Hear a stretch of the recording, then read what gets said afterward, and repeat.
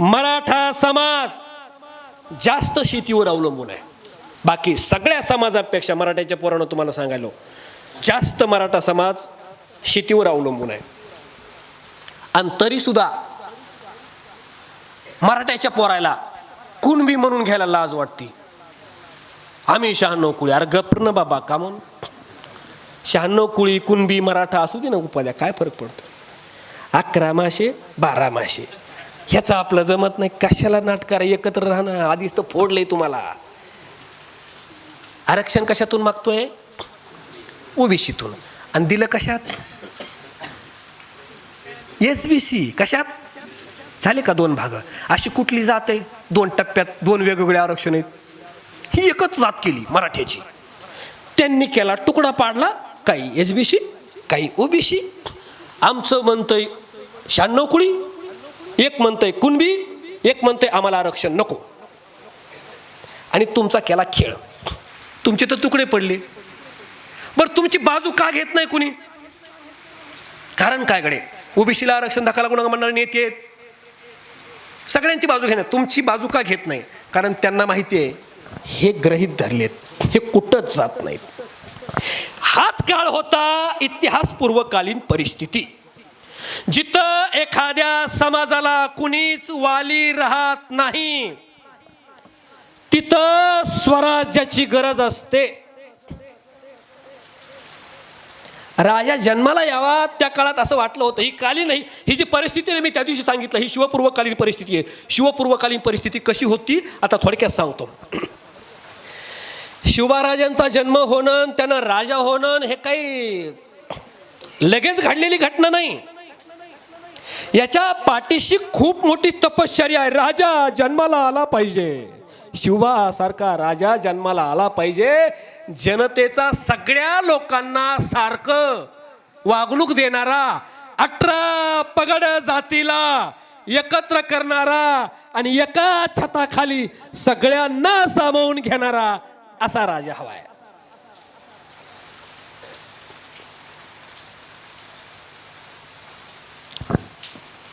सुरुवात ठिणगी कुठे पेटली बघा. राज्य यायला पाहिजे हे जन्माला, हे राज्य व्हावं जिजाऊ माँसाहेबांची इच्छा आहे. आधी तर जिजाऊ माँसाहेबांची. आणि खरी ठिणगी कुठे पेटली? खंडागळ्याचं हत्ती प्रकरण झालं. तुम्हाला लहानपणीपासून ते ऐकायला आहे. खंडागळ्याचं हत्ती प्रकरण. हत्ती कुणाचा होता? हत्ती कुणाचा होता? खंडागळ्याचा. लढत होते कोण? जाधव भोसले. कुणासाठी लढत होते? दरबार कुणाचा भरला होता? माहित नाही? मला वाटलं तुमच्या कोणी येईन हे सगळं. मग तुम्हाला तीच सवय लागली गडे. 8 तासात घोडा आणतो, 65 किलोची तलवार फिरवितो. हे खोलत नाहीत तुम्ही. ऐका परत सांगतो तुमच्यासाठी. निजामाच्या पदरी नौकऱ्या करत होते भोसले. जिजा बाप्पा बरोबर आहे. जाधव कुणाच्या पदरी? निजामाच्या. राजा कोण? निजाम. नौकऱ्या कोण करतंय? लखोजी राजे. इकडे भोसले. तवा मालोजी राजेंचं शहाजी राजे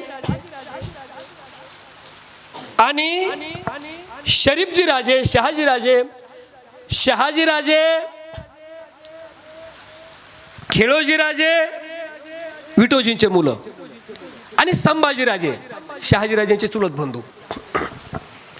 लढाई झाली कुठं? खंडागळ्या हत्ती प्रकरण. हत्ती खंडागळ्याचा. आता हे झालं कसं माहिती का? इथं काही वेळेला कसं सांगितलं माहिती का हे प्रकरण? खंडागळ्याचा हत्ती बिथारला. भोसल्यांचं आणि राज जाधवांचं वैर होतं. वैर नव्हतंच. एका पवाड्यात ऐकले मी, भोसल्यांचं आणि खंडागळ्यांचं पिढ्यानं वैर होतं. अरे नव्हतं रे रताळ्या. कुठं होतं? पिढ्याचं वैर. मग जिजाऊ माँसाहेब शहाजीराजाला कशा दिल्या? म्हणजे वैराच्या ठिकाणी पोरगी देतो का माणूस? पिढ्याचं वैर आहे, आमची पोरगी तुम्हाला, असं होतं का? पिढ्याचं वैर नव्हतं हे. कधी काळी शहाजीराजेंचे वडील मालोजी राजे लखोजी राजांकडे होते नोकरीसाठी, पण नाही केली नंतर नोकरी, परत आले. मालोजी राजे विठोजी राजे आपली आपली शेती करायला लागले, नको म्हणले. असं काही भांडणं झालं नाही, पण नको, जमलं नाही, पटलं नाही, गेले. हळूहळू कालांतरानं शहाजीराजे, मालोजी राजांच्या मुलाचं नाव शहाजीराजे, कर्तबगार झाले. कर्तबगारी दाखवायला लागले. शुद्ध बीजा पोटी फळे रसाळ गोमटी मुख्य अमृताची वाणी देह देवाचे कारणी. कर्तबगार पोरग असलं की सगळ्यांचं लक्ष त्याच्यावर असतं. लखोजी राजांना सुद्धा वाटलं, अरे काय शहाजीचा पराक्रम आहे, आपण अशा पोराला पोरगी द्यायला हरकत नाही. कर्तबगार पोराला पोरगी भेटते.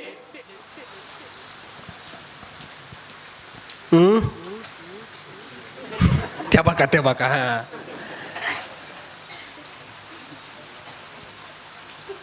स्टेटस ठेवून पोरगी भेटत नाही, पोस्ट टाकून पोरगी भेटत नाही, आणि पोस्टहून भेटलेली पोरगी टिकत नाही. कर्तबगार माणसाच्या माग माणसं असतात. लखोजी राजांची नजर शहाजी राजांवर होतीच की. पोरगी द्यायचं ठरलं, लग्न लागलं. आता ऐका आई, लग्न लागलं. हे सगळं झाल्याच्या नंतर काही दिवसातच खंडगळ्याचं हत्ती प्रकरण घडलं. खंडगळ्याचा हत्ती आहे, हत्ती बिथरला. निजामांनी सभा बोलावलेली आहे, निजामांनी बैठक बोलावलेली आहे, आणि या बैठकीसाठी मग त्यामध्ये भोसले सुद्धा तसेच आहेत. शहाजीराजे आहेत, शहाजीराजांचे चुलत बंधू आहेत, संभाजीराजे, खेळोजी राजे, हे सगळे आले ऐकून. जाधवांचे लखोजी राजे आणि त्यांचा मुलगा दत्ताजी आपला लवाजमा घेऊन आले. भोसले भोसल्यांचा लवाजमा घेऊन, जाधव जाधवांचा लवाजमा घेऊन, इतरही काही राजे महाराजे छोटे सगळे सरदार आपला आपला लवाजमा घेऊन निजामांच्या दरबारात आलेत. निजामाचा दरबार आवरला, आटोपला, संपला. आता हत्ती गेला, आणि तो खंडागळ एक असा सरदार आहे, त्याचा हत्ती बिथरला. बिथरलेला हत्ती कुठेही पळायला लागला, माणसं धरायला लागला, सोन्यात पकडायला लागला, मारायला लागला, आणि तो गेला तो थेट जाधवांच्या लोकांवर. लखोजी जाधवांचं सैन्य आणि त्यांच्या लोकांवर गेला. जाधवांची माणसं त्या हत्तीनं काही चिरडले. आता मग जाधवांच्या लोकांना राग येणार ना, हत्ती कुणाचा आहे, हत्ती कुणाचा आहे. हे काही ठरवून झालं नाही, हे आकस्मित झालेलं आहे, आकस्मित झालंय. आणि जाधवांच्या लोकांना वाटलं हत्ती तर बिथरलाय, आता याला आवर घातला पाहिजे. मग लखोजी राजेंचे चिरंजीव दत्ताजी धावून आले हत्तीला मारण्यासाठी. दत्ताजीने आपल्या लोकांना सांगितलं, मारा रे, मारा हत्तीला, पकडा हत्तीला. आणि मग खंडागळ्याचं असं मत होतं, अरे तो बिथरलाय, त्याला मारू नका, हा हत्ती मानाचा आहे, त्याला मारू नका. मग त्या जाधवांना असं वाटलं, खंडागळ्याला असं वाटलं, ही जाधवाची माणसं काय आता ऐकत नाहीत, ते हत्तीला मारणार म्हणजे मारणार. आपण एक काम करू, ऐका, आपण एक काम करू, जाधवांची माणसं आता ऐकत नाही, ते हत्तीला मारल्याशिवाय राहत नाही. लखोजी राजांचं पोरग दत्ताजी हत्तीला मारल्याशिवाय राहत नाही. आता आपण एक काम करू, मध्यस्थी घालू कुणीतरी, की ऐका वा, आमच्याकडून बिथरलाय तो हत्ती, भांडण दोघाचा असल्या माणूस तिसरा मध्यस्थी घालतो, ज्याचं चांगलं चलतंय त्याला मध्यस्थी घालतो. मग त्यांनी काय केलं, याच ठिकाणी भोसले आहेत ना, भोसले यांचे पाहुणे आहेत. भांडण लागल्यावर पाहुण्याला टाकतो ना आपण मध्ये, भोसल्यांना सांगून बघू. मग त्यांनी भोसल्यांना सांगितलं, अरे हत्ती मारतायत तुमचे पाहुणे, त्यांना आवरा की, तो मानाचा हत्ती आहे, तो मारला नाही पाहिजे, त्यांना सांगा पाहुण्याला तुमच्या. म्हणून संभाजीराजे पुढे आले मारू नका म्हणायला. पण दत्ताजीला राग आला होता. दत्ताजीनं जी मेणवाह्य तलवार केली, साप साप साप साप दत्ताजी तलवार चालवत होते. लखोजीराजांचे चिरंजीव तलवार चालवत होते, तलवार चालवत होते, सपसप सपसप तलवार चालत होती. दुर्दैवानं रागाच्या भरामध्ये संभाजी पुढे आले, आणि संभाजीकडून लखोजी राजांचं पोरग दत्ताजी मरण पावले. दत्ताजीनं हत्ती मारला, मारू नका म्हणायला पुढे आला होता, पण या रागाच्या तावात दत्ताजी गेले. दत्ताजी म्हणजे कोण, जिजाऊ मासाहेबांचे भाऊ. ऐका, जिजाऊ मासाहेबांचा सक्का भाऊ मारला गेला. दत्ताजीच्या वडिलाला राग आला लखोजी राजांना. ही बातमी लखोजी राजांना कळली. राजा भोसल्यांनी कुणाला मारलंय, दत्ताजीला मारलंय. राग आला ना बापाला. बापाला काय वाटलं, कुणी मारलंय, भोसल्यांनी मारलंय. मग त्यांना वाटलं जाऊ दे आता, जावाई नाही काय नाही काय नाही. जिजाऊ मासाहेब शहाजीराजेला दिलेल्या शहाजीराजांच्या सैन्याकडून शहाजीराजे आणि संभाजीराजे दोघं भाऊ आहेत, चुलत भाऊ आहेत. त्यांनी काही बघितलं नाही, आले ते सुडाच्या भावनेनं. त्यांच्याकडून शहाजीराजेवर वार करण्यात आला. पण शहाजीराजे म्यान तलवार करून आले होते. तलवार म्यान केली म्हणजे लढाई करायची नाही. झालंय, घडलंय, ते आकस्मित घडलंय, रागाच्या तावात घडलंय. तुम्ही काही आता भांडणं वाढवू नका असं मनोमन वाटत होतं ते शहाजीराजांना. पण रागाच्या भरात त्यांच्याकडून तलवार लागली शहाजीराजांना. संभाजीराजांना दत्ताजीला मारलं म्हणून यांच्याकडून संभाजी मारले गेले.